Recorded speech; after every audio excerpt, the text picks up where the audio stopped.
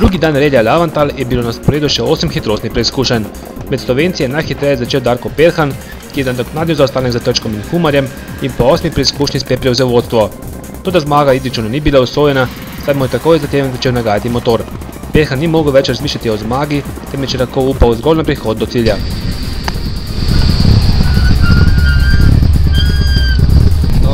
Moram reči, se je zgodila ena stvar, ki sem jo v celem življenju še ne. In sicer se je od Lopute Hasa in Šrampom do posedno in padel motor. Tako da so na, mislim, da šestem brzincu praktično ostala s full Hasom, pa s 3 cilindri. No, tiste Loputo pa tu smo bolj uštimali, ne.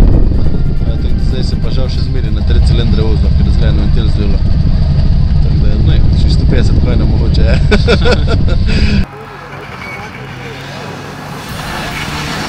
V boju za zmago med Slovenci sta tako ostala le še Trček in Humar. Slednji je izpolnjeval obljubo vožnje na vso moč in dobil 11. hitrostno preizkušnjo. S tem se je Trčku približal na vsega 3 sekunde zaostanka in razplet relija je bil še povsem odprt. Trček je lovil svojo prvo zmago po 12 letih, Humar pa sploh prvo v skupni razvrstitvi državnega prvenstva.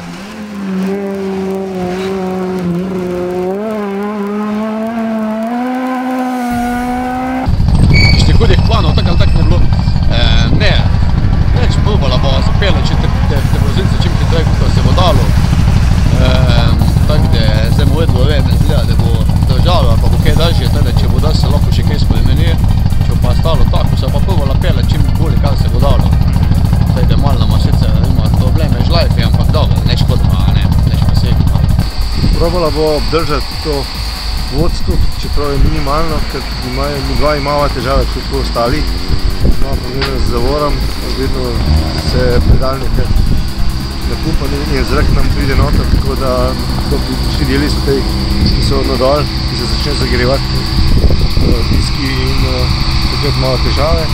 Vsekakor pa probala speljati to, če se le posreči, da bi čim manj težav imela in zadržala vodstvo.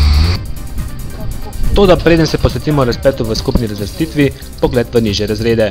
Divizija 2 je bila zastopana z vsega 3 avtomobili, zmaga pa je pripadla Urošu Papežu v Novem Cliu. Prvih 9 hitrostnih preizkušenj je sicer dobil Martin Štucin, ki je imel že 4 minute in pol prednosti, a je nato zletel z ceste.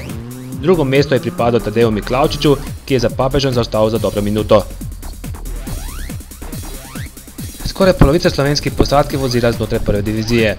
Kot prvi se je moral posloviti Klemen Seljak, ki se mu že na prvih hitrostnih preizkušnji uničilo zadnje zmetenje na novi Fiat Pandi. Hitem je narekoval Darko Lampe, toda na 10 hitrostnih preizkušnji se je v vodstvo prebil Matej Oblak. Ta s Volkswagen Polom ni delal napak in zmagal prvič v karieri.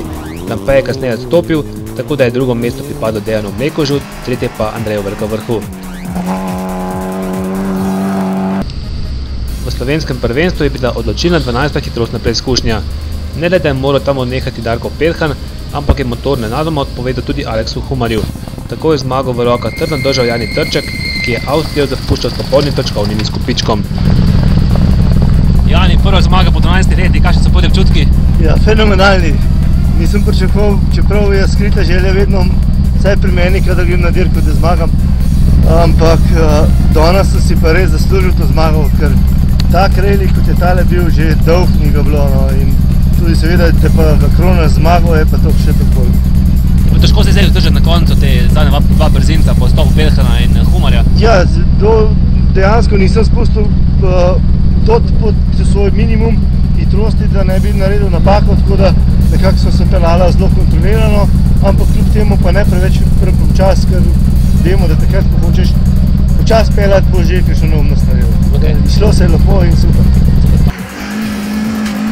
A če je imel Trček veliko prednost, je bilo povsem drugače v boju za drugo mesto. Po številnih odstopih sta se zanj do cilja borila Rok Turk in Uroš Petrič. Razlike med njima so bile cel reli zelo majhne, na zadnji hitrostni preizkušnji pa je Turk ubranil 4 sekunde prednosti. Oba sta bila tudi najhitrejša dirkača divizije 3. In čez preval pazi takoj v desno 5, takoj v desno 5. Taktike ne bilo kakšne posebne po včerajšnjem dnevu, ker smo v bistvu malo zgubili ritem oziroma vse skupaj imeli malo preveč težav, da bi lahko sledili. Smo se danes v bistvu skoncentrirali samo na Petriča in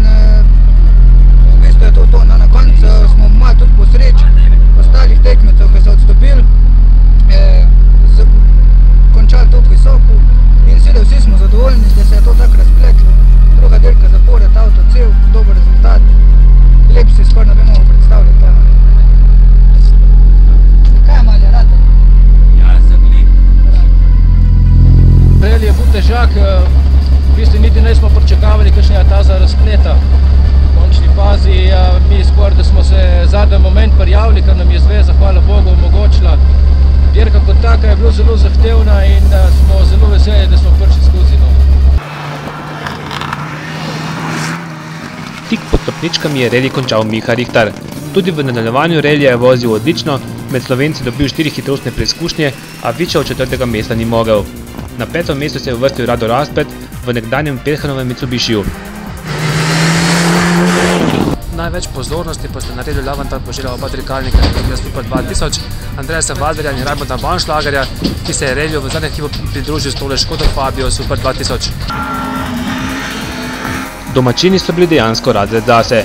Baumschlager je po okvari servovolana vse možnosti za zmago izgubil že na vodni hitrostni preizkušnji, nato pa se je vnel srdito obračun med Andreasom Valderjem in Hermanom Gassnerjem mlajšim. Drugi dan je Valder upravičil vlogo favorita pred mladim Nemcem in zanesljivo zmagal.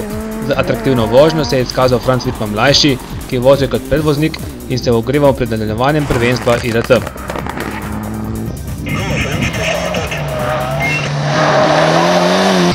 Saj nekateri bi rekli, da pač naš boj z Avstrijci ni relevanten, ampak kljub temu, da moramo se zavedati, da sredstva, ki so pri nas v državnem prvenstvu na razpolago, ali pa lepše povedano to, kar imamo mi vozniki denarja proti Avstrijcem, je to še za en avto. Mislim, da je kar predstavljamo Slovenijo dosti v redu in okrog 10. mesta. Jaz mislim, da je to super, s tem, da vemo, da so hitri avtomobili dosti močnejši od nas, ostale Mitsubishi, kot ga jaz vozim, ali pa pač ostali, Darko in ostali, pa smo kar dosti konkurenčni in mislim, da je kar zadovoljivo. Pred 8. in 10. majem se bo slovensko prvenstvo nadaljevalo za relij Saturnus, kjer lahko upamo na bolj množično udeležbo slovenskih posadk. Iz Wolfsburga za Avtomanija TV, GRP.